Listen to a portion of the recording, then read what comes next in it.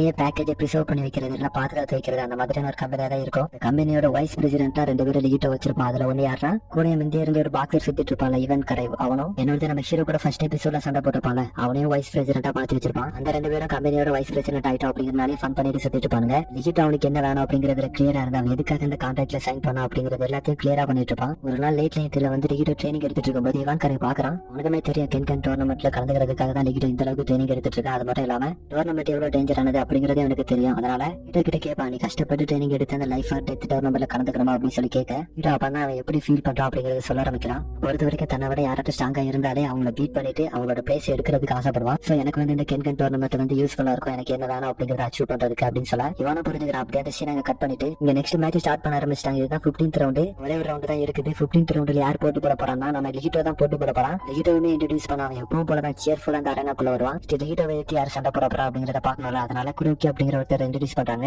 பாக்குறதுக்கு ஒரு middle age man மாதிரி தான் இருப்பாரு. உள்ள வரவும் அதை பார்த்து ரே வந்து ரெய்னா கிட்ட எந்த அளவுக்கு ஒரு டெரிஃபைங் ஆனா அப்படிங்கறத பத்தி சொல்லிட்டு இருப்பான். ஆனா அவங்களுக்குமே ஒண்ணு ஞாபகம் வருது. மேட்ச் செட்டப் நடந்திருக்கும். ஸ்கோரை வச்சு யார் எந்த டேபிள்ல இருக்கணும் அப்படிங்கறத செலக்ட் பண்ணிருப்பாங்க. அது உங்களுக்கு இப்ப ஞாபகம் வருது. இது கூட ஃபர்ஸ்ட் ரவுண்ட் போட எந்த அளவுக்கு பயப்பட்டாங்களோ அதே அளவுக்கு இவரு கூட ஃபர்ஸ்ட் ரவுண்ட் சண்டை போடுறதுக்கு பயப்பட்டாங்க அப்படின்னு சொல்ல அப்படியே அந்த சீனை கட் பண்ண டகாகாசி அப்படின்னு ஒரு கவுபாய் மாதிரி ஒருத்தர் இருக்காரு. அவர் காமிக்கிறாங்க. குரோக்கிய பத்தி தான் நினைச்சிட்டு இருப்பாரு. இந்த டோர்னமெண்ட்ல கலந்துக்கணும்னு ஆசைப்படுவேன். நான் மேட்ச் கூட பாக்கலாம் அப்படின்னு யோசிச்சுட்டு இருக்கேன். லிகிட்ட வந்து அவர் பாக்குறதுக்கு வயசான ஒரு மாதிரி இருக்காரு அப்படிங்கிறதுக்காக தோத்து போனா அதை பத்தி கவலைப்படாதீங்க, ரிசல்ட் அதே மாதிரி அக்செப்ட் பண்ணி கத்துக்காங்க அப்படிங்கிற மாதிரி சொல்லிட்டு இருப்பானா. இவர் ஃபர்ஸ்ட் மேட்ச் ஸ்டார்ட் ஆகிறதுக்கு முன்னாடி அவன் சொன்னது எதையுமே மூலையில ஏத்திக்கவே மாட்டாரு. உன்னோட எண்ண ரத்தத்திலே தெரியுது உன்னோட அரகன்ஸ் எந்த அளவுக்கு இருக்கும் அப்படின்னு சொல்லவும் லிகிட்ட வந்து மேட்சை போட்டு பாத்துக்கலாம்டா அப்படிங்கிற மாதிரி நிற்பான். ரெஃப்ரி 2 பேரும் பொசிஷன்ல நிக்க வச்சுட்டு மேட்ச் ஸ்டார்ட் பண்ணி விட இவன் ஃபர்ஸ்ட் அட்டாக் பண்றதுக்காக போவான். போன ஸ்பீடுல என்ன நடந்துச்சுன்னே தெரியல. சடனா கீழே விழுந்து கிடப்பான். எழுந்திரிச்சு வந்து கிக் பண்ண வரவும் காலை தட்டி விட்டுருவாரு. இதுக்கு ஒண்ணுமே புரியல. ஒரு செகண்ட் என்ன நடக்குதுன்னு தெரியாம யோசிச்சுட்டு இருப்பான். அவரும் லிகிட்ட நீ 2 தடவை தோத்துட்டு அப்படின்னு சொல்ல அவனும் பஞ்ச் பண்றதுக்காக வருவான். தட்டி விட்டுட்டு ஃபேஸ் கிட்ட அடிக்கிற மாதிரி போவாரு. ஆனா அடிக்க மாட்டாரு. இப்படி கீழே தள்ளி விட்டுட்டு மூஞ்சி கிட்ட கை கொண்டு வந்து வைப்பாரா. அடுத்து அவனை பார்த்து நீ 4 தடவை தோத்துட்ட அப்படின்னு சொல்லுவோம். லிகிட்ட இருந்துச்சுன்னு கேட்டுருவான். இப்ப வர பாதிலே நுப்பாத்திர நீ என்னதான் பண்ண வந்திருக்க அப்படின்னு கேட்க அதுக்கு குரோக்கி என்ன சொல்லுவாருன்னா நான் வந்து வீக் பீப்புள் எல்லாம் அடிக்க மாட்டேன். நீ வந்து இப்பவே சரண்டர் ஆயிரும். உன்னால என்ன வின் பண்ண முடியாது அப்படிங்கிறது உனக்கு தெரியும். ஆனா நீ அதை ஒத்துக்க மறுக்கிற.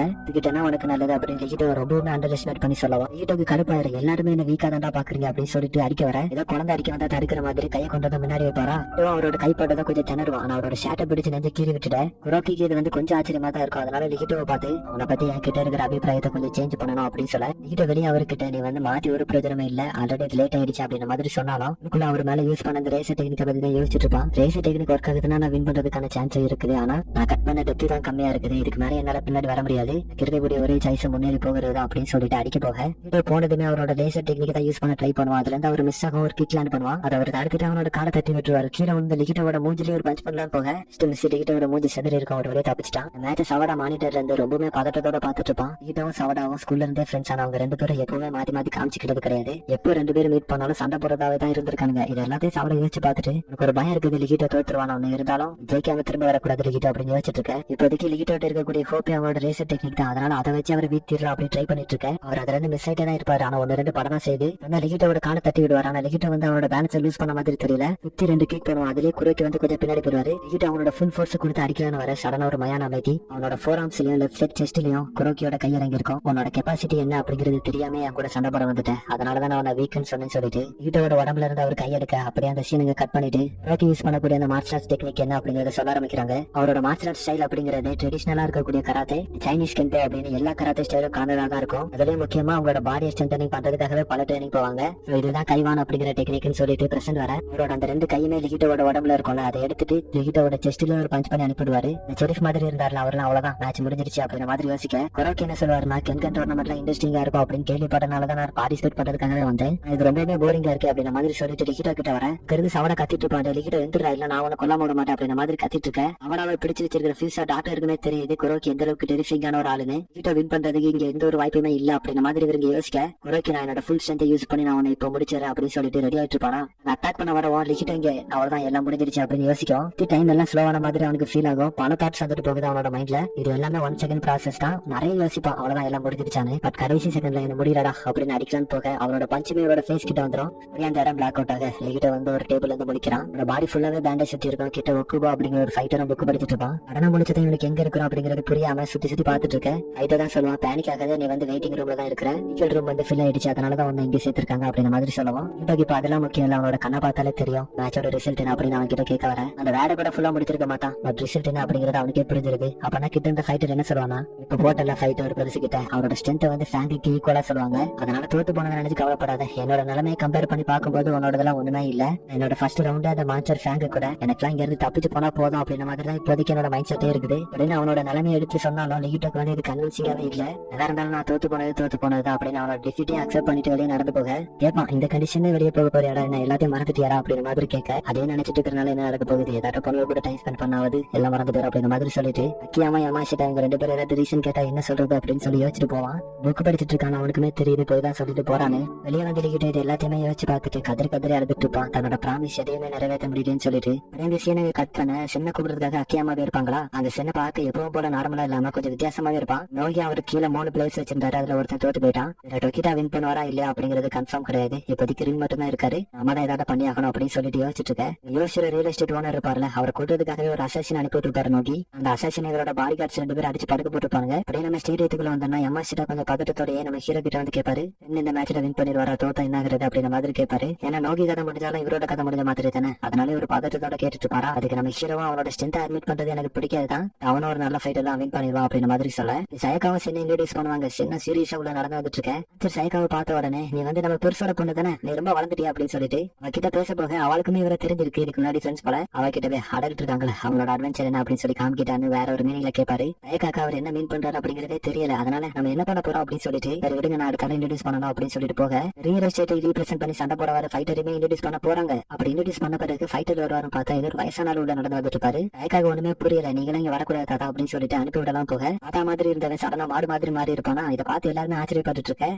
பார்த்து ரொம்பவுமே குழம்பி இருந்திருப்பாரு. அதனால நீ முதல்ல யார் அப்படின்னு சொல்லி கேட்பாரு. அவனுமே நான் வந்து ஃபேஸ்லெஸ் மேன் அப்படின்னு பல டெக்னிக் யூஸ் பண்ணி காமிப்பான். இந்த டெக்னிக்லாம் பாக்குறதுக்கு நார்மலாவே இருக்காது. இப்போ எக்ஸாம்பிளுக்கு இவன் ஒரு டெக்னிக் யூஸ் பண்றான், அந்த டெக்னிக் இவனால அப்படியே சேனல் பண்ண முடியும். இதே மாதிரி நிறைய ஃபைட்டர்ஸை காப்பி பண்ணி அதே மாதிரி பெர்ஃபார்ம் பண்ணி காமிப்பான். இதை பார்த்து அந்த ஃபைட்டர்ஸுமே குழப்பமா இருக்கும், என்னோட ஸ்டைல காப்பி பண்ணி சண்டை போறான்னு. ஒரு நேம் வந்து சீபா, ஒரு அண்டர் கிரவுண்ட் ஆக்டரா இருக்கிறான். ஏன்னா நம்ம நினைக்கிற மாதிரியான ஆக்டர் கிடையாது. இவனோட ஸ்பெஷல் எபிலிட்டியை யூஸ் பண்ணி அதனாலதான் மற்ற கேரக்டர்ஸ் மாதிரி நடிக்க முடியல. அதனால நிறையவே இல்லீகல் ஆக்டிவிட்டிஸ்ல ஈடுபடுவான். சரி ஆல்ரெடி இதெல்லாம் கேட்டு ரொம்பவுமே குழம்பி போயிருக்காரு. அவர் கூட கொஞ்சம் குழப்பற மாதிரி இது வரைக்கும் சண்டை போட்டு எல்லா ஃபைட்டரோட ஃபைட்டிங் ஸ்டைலுமே காப்பி பண்ணிட்டு அவங்களே மாதிரி ஃபைட் பண்ண முடியும். நான் வந்து ஒருத்தன் கிடையாது 24 பேர் அப்படின்னு சொல்லவும் வந்து நமக்கு சொல்றாங்க இவனோட ஆக்சுவல் எபிலிட்டி என்ன அப்படிங்கிறது. சொன்னால இவனால எல்லா ஃபைட்டரோட மூவ்மெண்ட்ஸையும் காப்பி பண்ண முடியும். எஸ், மூவ்மெண்ட்ஸை மட்டும் தான் இவனால காப்பி பண்ண முடியும். எக்ஸாம்பிளுக்கு லிகிட்டோட லேசர் டெக்னிக் இருக்குல்ல, அவனுக்கு வந்து அது பிறந்ததுல இருந்தே அவனோட கை வந்து ஸ்ட்ராங்கா இருந்திருக்கும். அது மட்டும் இல்லாம அவன் நிறைய ட்ரைனிங் எடுத்திருப்பான். இவனோட எபிலிட்டி என்ன சொல்றான்னா, இவன் வந்து இவனால எந்த எபிலிட்டியை பார்த்தாலும் அவனால அதை வந்து காப்பி பண்ண முடியும்னு சொல்றான். ரியாலிட்டியில அவனால அந்த டெக்னிக் எப்படி பண்ணணும் அப்படிங்கறது தெரியுமே தவிர தொட்டா ஸ்கின் வந்து பீலாய் வந்துடும், ஆனா இவன் தொட்டா வராது. நெக்ஸ்ட் வந்து அவன் 24 ஃபைட்டர்ஸோட எபிலிட்டியை காப்பி பண்ணிட்டேன்னு சொன்னான். ஆனா அதை வந்து அவனால பெர்ஃபெக்ட்டா யூஸ் பண்ண முடியாது அப்படின்னு சொல்றாங்க.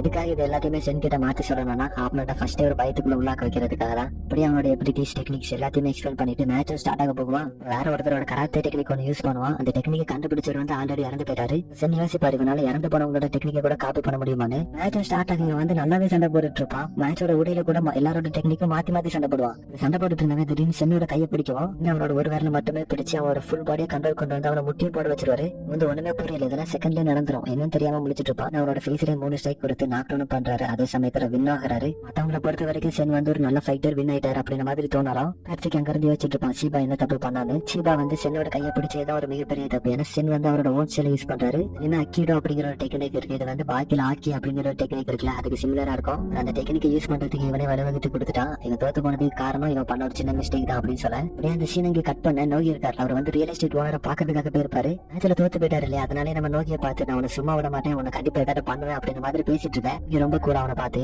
நீ வந்து மேட்ச் ஸ்டார்ட் ஆகிறதுக்கு முன்னாடி ஏதோ ஒரு வயலன்ஸ்ல ஈடுபட்டியாமே அப்படின்னு சொல்ல ஒன்னும் புரியல, கிறுக்கனா இருப்பானு அப்படின்னு யோசிச்சுட்டு என்ன கால் பண்றதுக்காக ஆள் அனுப்பி விட்டேன். நான் மட்டும் ஒரு ரிட்டன் டாக்குமெண்ட் அவன் எழுதி வாங்கிட்டேன்னு வச்சுக்கேன், வந்து இந்த மேட்ச்ல இருந்து டிஸ்குவாலிஃபை பண்ண வைக்க முடியும் அப்படின்னு சொல்லவும் இடத்துல காமிக்கிறாங்க நம்ம நோக்கி வந்து சேர்மன் பொசிஷன் எடுக்கிறதுக்கு எந்த அளவுக்கு டிட்டர்மைண்டா இருக்காரு அப்படிங்கறத நினைச்சிட்டு இருக்கா. நம்ம நோக்கியை லாக் பண்ணிட்டோம் அப்படின்னா நோக்கி ஒவ்வொன்றா ரிவீல் பண்ண ஆரம்பிக்கிறாரு. நோக்கி வந்து ஒருத்தர் அசாசின் பண்றதுக்காக அனுப்பி விட்டாரு. அவர் வந்து நார்மலான ஆளே கிடையாது, நார்மலான ஆளு தான். அவனே ஒரு நம்பரை மாத்தி கொலை பண்றதுக்காக அனுப்பி விட்டுருப்பாரு. எனக்கு தெரியும் எப்படி அவனை கொலை பண்றது அப்படிங்கிறது கஷ்டம் அப்படின்னு, அதனால இந்த மாதிரியான ஒரு பிளான் பண்ணிருப்பாரு. இப்ப வந்து அசோசியேஷன் மெம்பர்ஸ்குள்ள சண்டை போடுறதுங்கிறது தப்பு. ஆனா அதை வந்து இப்ப இவர் வந்து மீறிட்டாரு இல்லையா, இது எல்லாத்தையுமே அவர் வந்து தெரியாம தான் பண்ணிருப்பாரு. ஆனா கொஞ்சம் கொஞ்சமா நோக்கி வந்து ரிவீல் பண்ண இவர் வந்து எல்லாமே புரிய வருது. வந்து நம்ம ஃபர்ஸ்ட்ல இருந்தே பிளான் பண்ணி தான் செட் பண்ணிருக்கோம் அப்படின்னு. அப்ப இவர் கேட்பாரு நோக்கி கிட்ட, நீ நினைச்சிருந்தா இந்த மேட்ச் ஈஸியாக வின் இருக்கலாம், இந்த மிரட்டி எதுக்காக அப்படி பண்ணல அப்படின்னு கேட்கவும் அது புரிஞ்சுக்கலாம் நினைக்கிறேன். எனக்கும் உனக்கு ரொம்ப தூரம் இருக்குது. நம்மளை பொறுத்த வரைக்கும் ஃபைட்டர்ஸ் அப்படிங்கறது நமக்கு வந்து ஒரு சிப்பாய் மாதிரி தான். சென் வாங்கிட்ட தோத்து போயிருந்தா என்கிட்ட இருக்கக்கூடிய அடுத்த காயான யமாஷிட்டா இருக்காரு, அவரை வச்சு நான் பாத்துப்பேன். இப்படி நான் தோத்து போயிட்டேன்னா நான் வந்து ஒன்னு சேர்மனுக்கு என்ன ரெக்கமெண்ட் பண்ண வைப்பேன் அப்படின்னு சொல்லிட்டு போக ரியல் எஸ்டேட் ஓனர் அவரோட மொத்த கான்பிடன்ட் உடஞ்சாங்க உட்காந்துருப்பாரு. அப்படி இந்த சீன் சீனியர் கட்டாக நெக்ஸ்ட் மேட்சுமே ஸ்டார்ட் ஆகுது. இந்த மேட்ச்ல கலந்துக்கிறதுக்காக நம்ம ஃபியூசர் டாக்டர் வந்திருப்பாரு. ஆப்போசிட்ல பண்டோ அப்படிங்கிற ஒரு ஃபைட்டருமே இன்ட்ரோடியூஸ் பண்றாரு. இவர் யாருன்னா வந்து நிறையவே கிரைம் பண்ணிருக்கான். இன்கேஸ் கோர்ட்டே இவருக்கு வந்து தீர்ப்பு கொடுத்திருக்கு, இவனை வந்து தூக்கு தண்டனை கொடுத்துருங்கன்னு. இது வந்து 25 வருஷத்துக்கு முன்னாடி இருந்தே தூக்கு தண்டனை அப்படின்னு பல தண்டனை கொடுத்து பாத்துட்டாங்க. இந்த 90 நிமிஷம் விட்டுருந்தாலுமே கூட சாக மாட்டேங்கிறான். அப்படிங்கிறனால இவருக்கு வேற வழியுமே தெரியல, சட்டப்படி தான் இவனை கொலை பண்ணி ஆகணும். அதனாலே கவர்மெண்ட் பெர்மிஷனோட இவனை வந்து இந்த டோர்னமெண்ட்ல கலந்து அனுப்பி விட்டுருக்காங்க. சும்மா இல்ல, இவரை கொலை பண்றதுக்காகவே கவர்மெண்ட் வந்து ஒரு ஏஜென்ட்டையுமே அனுப்பி விட்டுருக்காங்க. ஏஜென்ட்டே நம்ம ஃபியூசரா அப்படிங்கறத ரிவீல் பண்ண ஃபியூசரா தான் இவனை கொலை பண்றதுக்காக வந்திருக்காரு. அவங்களை பொறுத்த வரைக்கும் இது வந்து ஒரு நார்மல் மேட்சா இருக்க போகுது. ஆனா ஃபியூசரை பொறுத்த வரைக்கும் இது வந்து ஒரு எக்ஸிகியூஷன். இந்த பண்டோர் இவனை பார்த்ததுமே யமாஷிட்டாக்கு வந்து பழைய விஷயம் ஒன்று ஞாபகம் வருது. 25 வருஷத்துக்கு முன்னாடி ஒரு பெரிய கிரிமினலை பிடிச்சிட்டோம் அப்படின்னு சொல்லி டிவில நியூஸ் கேட்டு இருந்திருக்கோம். பண்டோ வந்து ரொம்பவுமே எங்க இருந்திருப்பான், இப்ப ரொம்பவுமே மாறி போயிட்டா அப்படின்னு நீங்க வந்து யமாஷிட்டா பாத்துட்டு இருக்கேன். இங்க ரெஃபரிமே மேட்ச் ஸ்டார்ட் பண்றதுக்காக போவாரு. ஆனா இவங்க 2 பேருமே சண்டை போடுறதுக்கான ஸ்டான்ஸ்ல நின்றுக்க மாட்டாங்க. இதை பார்த்ததுமே ரெஃபரி வந்து அவனுக்கு 2 பேருக்கிட்டே உங்களுக்கு ஸ்டான்ஸ் எதுவுமே கிடையாது அப்படின்னு சொல்லி கேட்க 2 பேருமே ஒரு ப்ரொஃபஷனல் ஃபைட்டர்ஸ் இல்ல அப்படிங்கறனால அவங்களுக்கு ஒரு ஸ்டான்ஸ் எதுவுமே கிடையாதுல்ல. அதையுமே அவங்க 2 பேரும் அவங்க கிட்ட சொல்ல ஒரு மேட்ச் ஸ்டார்ட் பண்ணி விடுவாரு. ஃபர்ஸ்ட் பண்டோ தான் ஃபியூசர் அடிக்கிறதுக்காக போவான். 2 ஃபியூசர் மிஸ் ஆகி அக்குபஞ்சர் மாதிரியான ஒரு டெக்னிக் யூஸ் பண்ணுவான். ஃபியூசரோட டார்கெட் ஃபுல்லாவே அவனோட விட்டல் பஞ்சா தான் இருக்கும். வந்து ஒரு ப்ரொஃபஷனல் ஃபைட்டர் இல்ல, அவனோட பஞ்ச் எல்லாமே ரொம்பவே ஸ்லோவா தான் இருக்கும். இந்த சமயத்துல ஃபியூசர் வந்து கவர்மெண்ட் ஏஜென்டாவும் இருக்காரு. டாக்டர் அக்குபஞ்சர் யூஸ் பண்ணி சண்டை போறாரு. அது மட்டும் இல்லாம அவரோட பாடி வந்து எங்காவும் ஸ்லிம்மாவும் இவ்வளவு அட்வான்டேஜோட இருக்காரு. அதனாலே பண்டோ கிட்ட இருந்து வரக்கூடிய எல்லா அட்டாக்லயும் இருந்து மிஸ் ஆகி பாடியில உள்ள விட்டல் பாயிண்ட்ஸா தான் டார்கெட் பண்ணி அடிச்சிட்டு இருப்பாரு. இவங்க கிட்ட ரொம்ப நேரம் சண்டை போட்டுட்டு இருக்கும்போது இவருக்குமே தோணுது அவனோட பாடி வந்து திக் மஸ்லோட இருக்கிறனால இவரோட டெக்னிக் வந்து அந்த அளவுக்கு அவங்க கிட்ட எஃபெக்டிவா ஒர்க் ஆக மாட்டேங்குது அப்படிங்கறத தெரிஞ்சுக்கிட்டு அவரோட பின்னாடியே வந்து அவனோட கழுத்து அக்குபஞ்சர் கொடுத்துட்டு அவனோட பாடி அதுக்கப்புறம் நான் போய் ரிசர்ச் பண்ண போறேன் அப்படின்னு சொல்ல அவனோட கழுத்து வந்து நேரத்துக்கு ப்ரோக் ஆயிருக்கணும். ஆனா அதுக்கு பதிலா இவனோட கை வந்து உடஞ்சிருக்கும். ஃபியூசர் வந்து டாக்டர் தானே, அதனால நீ உனோட கழுத்து எந்த அளவுக்கு ட்ரைனிங் பண்ணிருந்தாலும் நான் அடிச்சது வந்து பெர்ஃபெக்டான விட்டல் பாயிண்ட். அப்படி இருந்துமே உனக்கு ஒன்னும் ஆகலன்னா அவனோட பாடி வந்து நார்மல் பீப்புளோட பாடி மாதிரி இருக்கிறதுக்கு வாய்ப்பே இல்ல. அது என்ன அப்படிங்கறதையும் கண்டுபிடிச்சிருவான். அவன் கண்டுபிடிச்சிட்டான் அப்படிங்கறதுனால அவனோட சீக்ரெட்டையுமே ரிவீல் பண்ணி காமிப்பானா. என்ன நடந்திருக்கு, ஃபியூசர் வந்து பெர்ஃபெக்டா அந்த விட்டல் பாயிண்ட் அடியதான் செஞ்சிருக்கான். பண்டாவோட பாடி வந்து பயங்கர பிளெக்சிபிளா இருக்கிறனால அவரோட தலையை வச்சு பண்டாவோட ஃபிங்கர் அடிச்சு உடச்சிருப்பாரு. பண்டாவுமே என்னோட சீக்ரெட் எல்லாம் தெரிஞ்சிருச்சு. நம்ம 2 பேரும் சண்டை போடலாம் அப்படின்னு கிட்டு இருங்க. ஆனா அவரோட கையை யாரோ கத்தி வச்சு வெட்ட மாதிரி இருக்கும். அவர் மேல துண்ண மாதிரி தான் இருக்கும். அவரோட 2 சைடு ஷோல்டர்ல இருந்து ரத்தம் வருமா என்னன்னு பார்த்தா ஃபியூசரோட கையில இருந்து 2 ஷோல்டர் வந்திருக்கும். மாத்த பண்டாவும் ஷார்ட்ஸ் அலௌட் அப்படின்னு கேட்க யாரெல்லாம் செப்பரேட்டா கொண்டு வரது அப்படிங்கறது அலௌட் கிடையாது.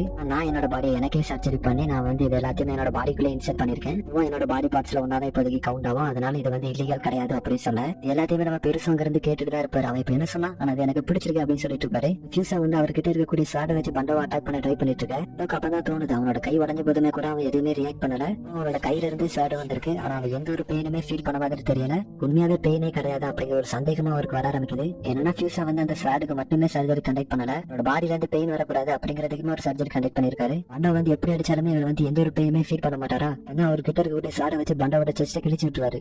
ஃபியூசர் பண்டாவை பார்த்து எனக்கு வின் பண்றது அப்படிங்கிறது முக்கியமே கிடையாது, எனக்காக நீ சாகுறியா அப்படின்னு சொல்லிட்டு இங்க வந்து அவனோட ஃபேஸ்ல ஒரு பஞ்சு கொடுப்பாரு. அதுக்கு அடுத்து அவனோட ஃபேஸ்ல ஒரு கட் பண்ண ஃபியூசரை பார்த்து நீ இந்த மேட்ச்ல வின் பண்ணனா நீ வந்து உனக்கு ஒரு பிரெயின் சர்ஜரி பண்ணிக்கடா, உனக்கு வந்து மூளை இல்லாத மாதிரி நடந்துட்டு இருக்க அப்படின்னு சொல்ல அப்படின்னா ஒரு டாக்டரை பார்த்து சொல்லக்கூடாதுடா அப்படின்னு சொல்லிட்டு பண்டாவோட பாடியில சாடு இறக்குற மாதிரி தான் இருக்கும். ஆனா பண்டா வந்து ஃபியூசரோட தலையை முடிச்சு விட்டுருவான். இப்ப ஃபியூசர் வந்து உயிரோட தான் இருக்காரா இல்ல உண்மையாவே இறந்து போயிட்டாரா அப்படிங்கிறது யாருக்குமே தெரியல. பண்டா யோசிச்சுட்டு இருப்பாரு, ஜஸ்ட் மிஸ் நான் டெத் ஆயிருப்பேன். என்னோட மிடில் பார்ட்ல நர்வ் சிஸ்டமே ஜாயிண்ட் ஆகக்கூடிய அந்த இடத்துல ஸ்டாப் பண்றதுக்காக தான் ஜஸ்ட் மிஸ் அவரோட ஸ்பைன் ஏரியாவை நல்லாவே ஷிஃப்ட் பண்ணி தப்பிச்சிருக்காரு. ஃபியூசரோட பாடி உள்ள கொண்டு வந்த பிறகு அவர் கூட ஒரு நர்ஸ் இருப்பாங்க. அவங்க வந்து கதறி அழுதுட்டு இருப்பாங்க. நான் இதுக்குதான் சொன்னேன் இந்த மாதிரியான மேட்ச்ல தேவையா அப்படின்னு சொல்லி அழுதுட்டு இருக்கேன். அங்கேயே ஒரு வயசானவர் இருப்பாரு. அவர் தான் ஃபியூசரை சண்டை போடுவதாக அனுப்பி விட்டுருப்பாரு. அவர் வந்து ரொம்பவுமே கூட இருப்பாரு. இவர் ரொம்பவுமே அழுறத பார்த்துட்டு அவரோட ஜாயிண்ட் வந்து மறுபடியும் நார்மல் ஆக்கி விட்டுவாரா. அப்படி விட்டதுமே உயிரோட வந்துருவாரு. இதை பார்த்து 2 பேரும் ஆச்சரியப்பட்டு இருக்கேன். அவனோட பாடியில எதாவது ரீமாடல் பண்ணல அப்படின்னு நம்ம கேட்கற மாதிரி அவரோட ஹார்ட் ஃபங்க்ஷன் இருக்குல்ல அதை கூட ஆர்டிஃபிஷியலா தான் உருவாக்கி வச்சிருக்காரு. இன்கேஸ் இந்த மாதிரி ஏதாவது ஆயிட்டாலும் ஹார்ட் வந்து ஃபங்க்ஷன் ஆயிட்டே இருக்கணும் அப்படிங்கிறதுக்காக கேட்ட நர்ஸ் நினைச்சு இந்த மாதிரி ஏதாவது நீ பண்ணிருப்பேன்னு சரி விடுங்கடா அப்படின்னு மாதிரி நின்றுட்டு இருப்பாங்க.